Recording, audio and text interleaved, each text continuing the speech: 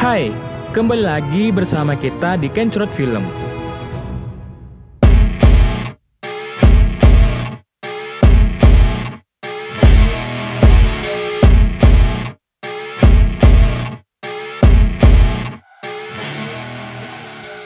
ini kita akan menceritakan sebuah film yang berjudul The Shawshank Redemption.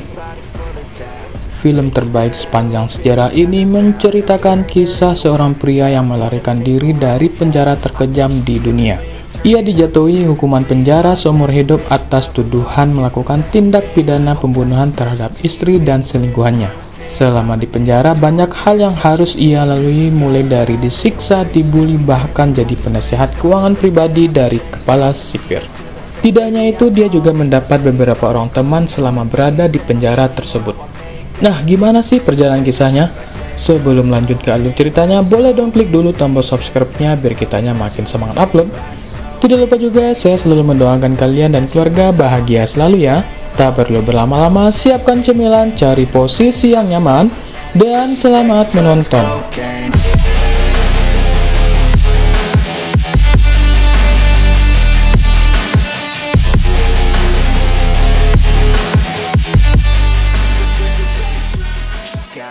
Di awal film kita diperlihatkan dengan seorang pria yang sedang berada di dalam mobil seperti sedang menunggu seseorang.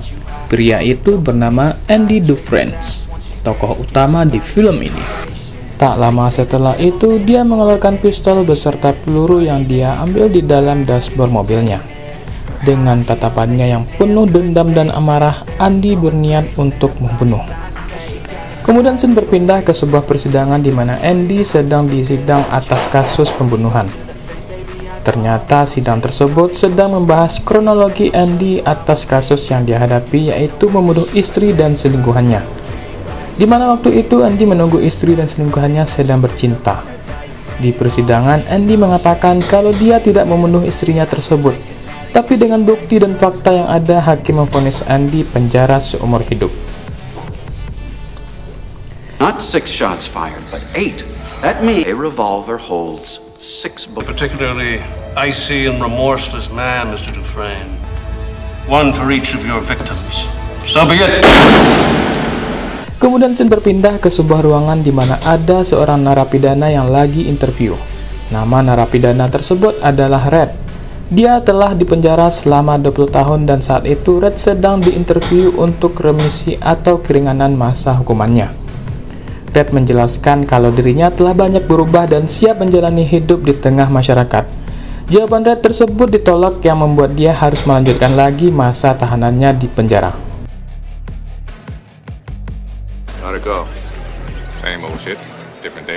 Di penjara, Red merupakan seorang penyuplai barang dan kebutuhan untuk narapidana lain. Jadi kalau ada orang yang menginginkan sebuah barang, dia bisa minta Red untuk mencarikannya. Saat sedang berjalan, tiba-tiba sirine penjara berbunyi. Ini menandakan kalau ada narapidana baru yang akan masuk ke dalam penjara tersebut. Tahun 1947, Andy dikirim ke penjara Shawshank yang terkenal dengan kekejamannya. Andy dijebloskan ke penjara atas kasus pembunuhan istri dan selingkuhannya. Sebelum itu, Andy merupakan seorang banker yang hebat di sebuah bank besar di Portland.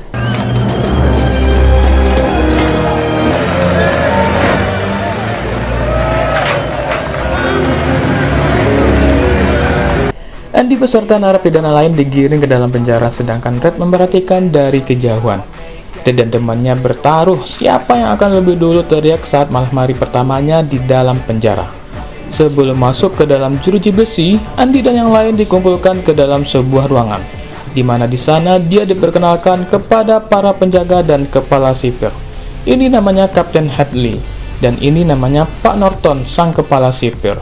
Dia menjelaskan beberapa aturan di dalam penjara ini sembari memperlihatkan keganasan Kapten Hadley. Setelah selesai, Andy disemprot dengan air dan ditaburi dengan bedak.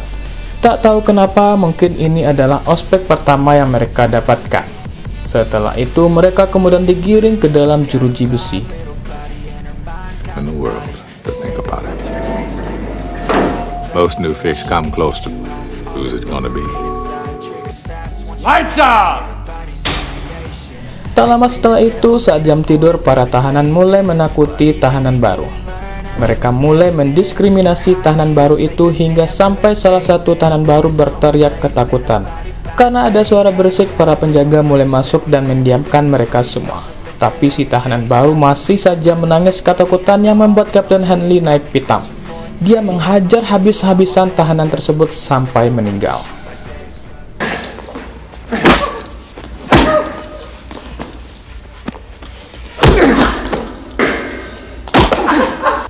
If I hear so much as a mouse fart in here the rest of the night. Keesokannya semua tahanan digiring untuk mulai sarapan, dan saat Andy akan memakan sarapannya, ternyata di panganannya itu ada seekor ulat yang menggeliat. Lalu ada tahanan lain yang menanyakan apakah Andy akan memakan ulat tersebut. Tentu saja Andy tidak akan memakannya. Tahanan itu meminta ulat tersebut untuk dia kasihkan ke seekor burung yang dia simpan di dalam bajunya. Setelah itu temannya Red datang dan dia terlihat semeringah karena berhasil memenangkan taruhan. Red dan yang lain mulai menyenturkan rokok kepada orang tersebut. Di penjara Andy tak banyak bicara, dia hanya menjalankan tugas sesuai apa yang dia perintahkan. Tapi setelah beberapa minggu di penjara, Andy mulai mendekati Red. Mereka mulai berbincang-bincang hingga Andy menyampaikan maksudnya kalau dia meminta Red untuk mencarikannya sebuah palu batu. Awalnya Red heran untuk apa juga dia meminta palu batu di dalam penjara. Tapi saat Andy mulai menjelaskan, barulah Red menyanggupi permintaan tersebut. Sejak saat itu Andy dan Red mulai berteman. Red mulai merencanakan penyeludupannya hingga barang permintaan Andy sampai ke tangannya langsung. Dengan bantuan Brooke, paket Andy akhirnya sampai. Di penjara tersebut ada satu tahanan yang bisa dibilang gay, namanya Box. Dia selalu memperhatikan Andy, baik saat di lapangan, di ruang makan, bahkan saat mandi pun dia mencoba mendekati Andy. Hingga sampailah saat dimana sudah tak tahan dengan nafsunya tersebut, begitu Andy pergi ke ruang belakang, di sana sudah ada Box yang membututinya. Box beserta teman-temannya mengepung Andy dan memegangnya supaya tidak kabur. Andy mencoba melawan. Walaupun 3 lawan 1, Andy tetap bersikeras untuk kabur dari kepungan Box. Karena Andy terus melawan, Box dan teman-temannya menghajar Andy sampai babak belur. Kehidupan penjara terus berjalan. Andy kadang keluar dengan wajah memar habis pukul, tapi dia tetap tak mengadukan perbuatan Box kepada para penjaga penjara. Dia tetap diam dan menjalankan rutinitasnya di dalam penjara. Mei 1949, Norton mengumumkan kalau gedung pembuatan plat akan diperbaiki dan dia membutuhkan beberapa sukarelawan untuk bekerja. Para penjaga mulai menerima berkas sukarelawan dan ada 100-an orang lebih yang mendaftar. Singkat cerita, Red dan kawan-kawan terpilih termasuk Andy. Mereka mulai mengerjakan tugasnya mengaspal atap gedung tersebut. Saat sedang bekerja, Kapten Henley mengeluhkan kalau dia harus berurusan dengan kantor pajak atas warisan yang baru saja dia dapatkan. Di saat yang bersamaan, Andy mendengar keluhan tersebut. Tanpa pikir panjang, dia memberanikan diri mendekati Kapten Henley. Saat itu, Kapten Henley terkejut karena baru pertama kali ada seorang tahanan yang berani mendekatinya. Dia menyeret Andy ke pinggir gedung dan menanyai maksud perbuatannya tersebut. Andy mengatakan kalau dirinya menawarkan bantuan untuk menyelesaikan masalah pajak yang Kapten Henley alami. Sebagai imbalannya, Andy meminta Kapten Henley untuk memberikan bir dingin setelah bekerja nanti. Setelah kejadian itu, Andy mulai berteman dengan gengnya Red. Man, hell, we could have been tarring the roof of one of our own houses morning, drinking icy cold Bohemia-style beer. Hunkered in the shade, a strange little smile on his face. Hey, want a cold one, Andy? I think he did it just to feel normal again.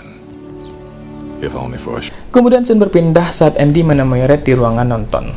Di sana, Andy meminta bantuan Red untuk mencarikannya sebuah poster Rita Hayworth. Tak tahu untuk apa, tapi Red mengiyakan permintaan tersebut. Setelah itu, Andy berjalan di sebuah koridor. Tiba-tiba Box beserta gengnya menangkap Andy dan membawanya ke sebuah ruangan. Box masih saja menuruti hawa nafsunya. Dia tak akan berhenti sampai mendapatkan apa yang dia inginkan dari Andy. Andy tetap melawan. Dia tetap menolak permintaan Box tersebut. Karena terus menolak, Andy dihajar habis-habisan oleh Box. Akibatnya, selama seminggu Andy harus dirawat di klinik dan Box dimasukkan ke penjara isolasi. setelah keluar box yang dihajar oleh Kapten Handy. Mungkin ini adalah hukumannya karena mengganggu Andy yang mana dia merupakan orang yang mengurus pajak dari Kapten Handy. Maka setelah itu Andy tak pernah diganggu lagi oleh box. Berminggu-minggu telah berlalu dan akhirnya Andy diperbolehkan kembali masuk sel. Begitu masuk, poster keinginannya juga sudah tersedia di atas kasurnya. Tak lama setelah itu, Norton mengadakan sidak. Dia memeriksa setiap sel yang dia inginkan termasuk sel Andy. Kapten Handy kemudian memeriksa setiap sudut dan barang kepunyaan Andy. Setelah selesai, Norton mengajak Andy untuk berbicara sebentar. Ternyata itu hanyalah kamuflase saja, karena keinginan Norton sebenarnya adalah mengurusi pajaknya dan menugaskan Andy mengurusi ruang perpustakaan. Setelah itu, Andy langsung pergi ke ruangan tersebut dan ternyata sudah ada Brooke yang bekerja di sana. Selama ini hanya Brooke sendiri yang mengurusi ruangan tersebut. Sejak kedatangan Andy, Brooke sekarang jadi punya teman ngobrol di sana. Benar saja, beberapa saat setelah itu, para penjaga mulai meminta Andy untuk mengurusi pajak mereka. Tidak hanya itu, Andy berusaha menambah buku yang ada di ruangan tersebut dan meminta Norton mendanainya. Tapi permintaan tersebut tak bisa dipenuhi karena dana penjara itu langsung dari Senat. Sehingga Andy harus mengirimkan surat pernyataan kepada Senat yang isinya meminta pendanaan perpustakaan untuk penjara Shawshank. Setiap minggu, Andy terus mengirimi surat sampai dana tersebut cair. Kemudian scene berpindah saat Andy dan Red sedang duduk-duduk di sebuah tangga. Lalu salah seorang temannya datang dan mengatakan kalau Brooke hendak membunuh Haywood. Brooke menodongkan pisau ke leher Haywood dan mengancam akan membunuhnya jikalau ada yang mendekat. Tak tahu apa yang sedang dialami Brooke, tapi Andy berusaha menenangkan Brooke. Setelah dibujuk, akhirnya Brooke melepaskan Haywood. Ternyata Brooke melakukan itu karena dia mau dibebaskan. Dia takut setelah keluar nanti tak tahu harus mengapain. 50 tahun adalah waktu yang sangat lama bagi Brooke mendekam di penjara. Dan selama 50 tahun itu dia hidup di dalam penjara. Yang dia tahu hanyalah menjalankan rutinitas yang selama ini diperintahkan. Brooke hanya mau mendekam selamanya di penjara sampai meninggal. Aturan tetaplah aturan. Kewajiban penjaga untuk membebaskan dan Brooke berhak untuk menerimanya. Setelah bebas, Brooke tinggal di sebuah penginapan dan bekerja sebagai pelayan minimarket. Brooke sudah terlalu tua untuk menjalani rutinitas tersebut dan setiap malam dia selalu mimpi buruk. Butuh waktu bagi dia untuk membiasakan kehidupan barunya tersebut. Karena sudah tak tahan dengan semua itu, dia pun mengakhiri hidupnya dengan cara gantung diri.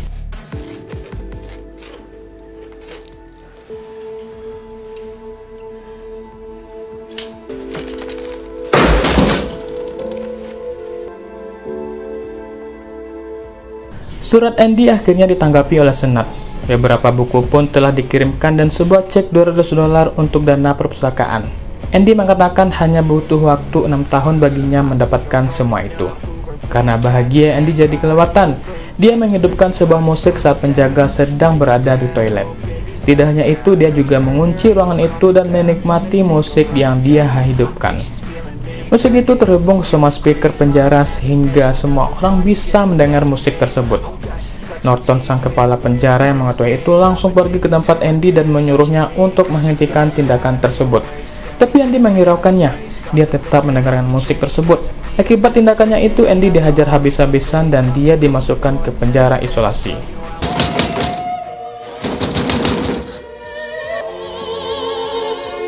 Wayne!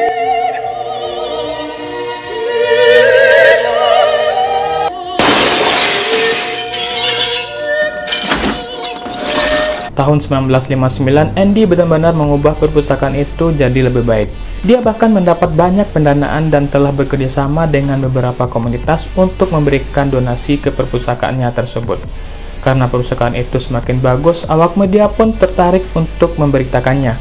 Norton pun jadi terkenal karena berhasil mengubah paradigma masyarakat lewat penjara yang dia pimpin. Dia pun mendapat wewenang untuk mengurusi beberapa pekerjaan umum di mana para tahanan di situ dipekerjakan sebagai buruh dalam setiap proyeknya. Setiap proyek tentu ada transaksi keuangan, dan Norton memanfaatkan hal tersebut untuk memperkaya diri sendiri. Dan orang yang mengurusi semua keuangannya itu adalah Andy. Tahun 1965, para tahanan baru datang, salah satunya adalah Tommy William. Karena pembawaannya yang asik, Red dan kawan-kawan jadi mudah akrab dengannya. Tommy ternyata masih muda dan di umurnya yang segitu dia sudah punya anak dan istri. Dia khawatir setelah keluar penjara anak-anaknya akan hidup di jalanan. Dia meminta bantuan Andy untuk mengajarkannya mendapatkan sertifikat kesetaraan SMA sehingga dia harus belajar di dalam penjara dan Andy adalah gurunya saat itu. R-S-T. So Andy took Tommy under. Before long, Andy started him on his course requirements. Found brains he never knew he had.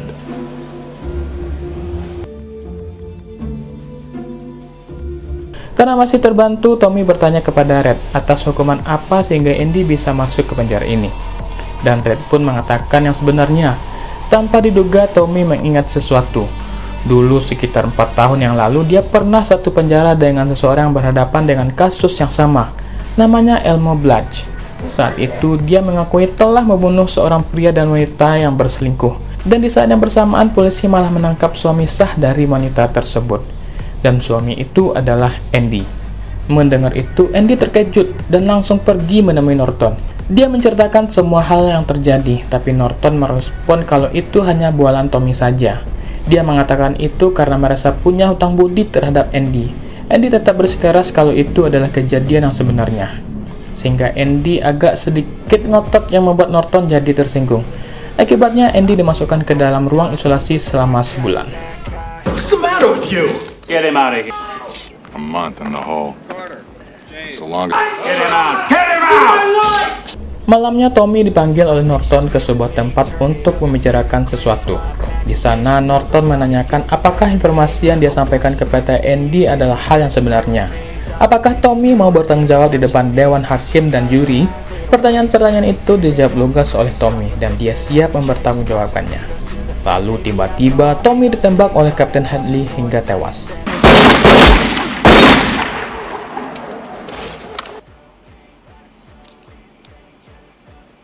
Setelah sebulan akhirnya Andy bebas dari penjara isolasi.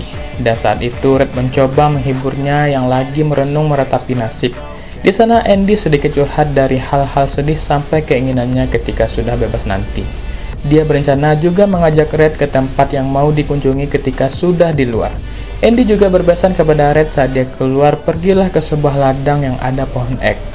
Di bawahnya ada sebuah benda di mana Andy hanya mau Red yang memiliki benda tersebut. Malam harinya setelah Andy mengurusi pajak, dia membereskan barang-barang bawaan yang akan dipakainya untuk besok. Andy juga menyamar sepatu Norton malam itu.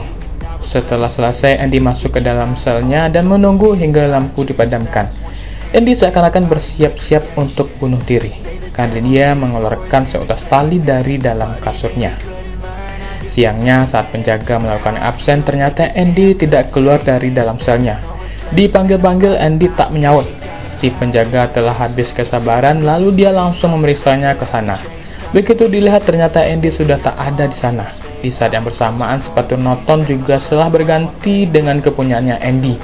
Sirine penjara berbunyi yang berarti seseorang telah melarikan diri dari penjara tersebut. Norton secara langsung memeriksa ke ruangan Andy dan dia mencari tahu kemana Andy melarikan diri. Di sana Norton marah-marah, baik itu kepada bawahannya maupun Red, teman sejatinya Andy. Dia melempar ukiran yang Andy buat. Ketika lemparan itu diarahkan ke sebuah poster besar, ternyata poster itu berlubang. Semua orang yang ada di ruangan itu tercengang. Begitu diperiksa, ada sebuah terowongan yang Andy buat di balik poster tersebut. Semua penjaga dikerahkan untuk mencari Andy yang sudah melarikan diri dari penjara. Shawshank Prison.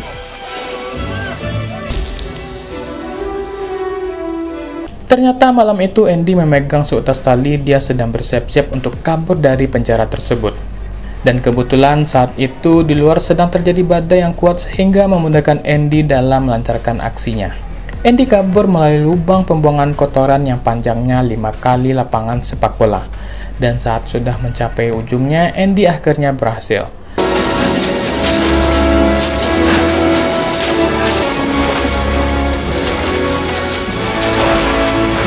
Setelah itu, Andy pergi ke beberapa bank untuk mencairkan dana yang telah dia ambil sebelumnya dari Norton.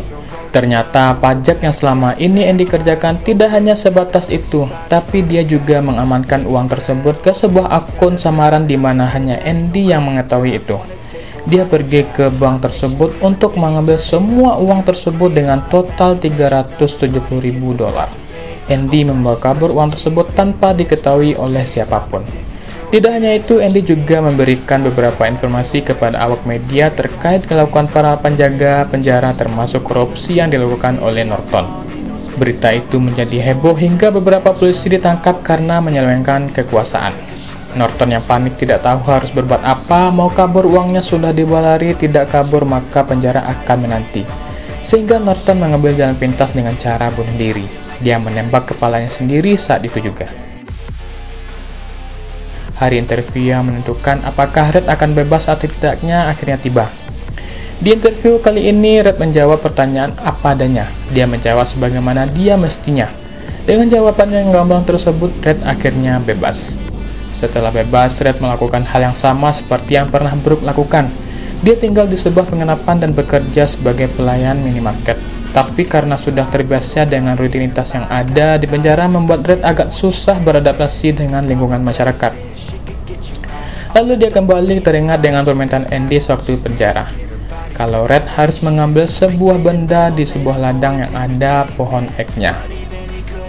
Red pergi ke tempat itu, tempatnya cukup jauh, butuh beberapa jam perjalanan hingga sampai ke titik yang dituju. Setelah beberapa jam, akhirnya Red sampai di pohon tersebut. Dia memeriksa barang yang pernah Andy katakan, dan saat ditemukan ternyata isinya adalah beberapa uang dan sepucuk surat yang mengatakan di mana Andy sekarang berada. Tanpa pikir panjang, dengan beberapa uang yang Andy kasih, Red pergi ke tempatnya berada. Dan film pun tamat. I hope I can make it across the border.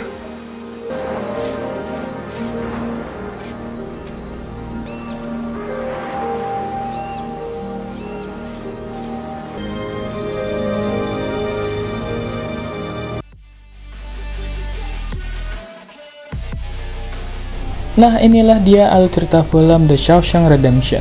Di film ini kita belajar banyak hal kalau kesabaran dan ketekunan akan membuahkan hasil di saat yang tepat.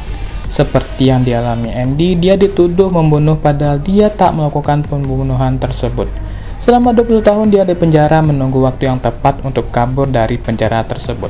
Semoga saja kalian menikmati alur cerita film ini. Sampai ketemu di film selanjutnya. Dadah!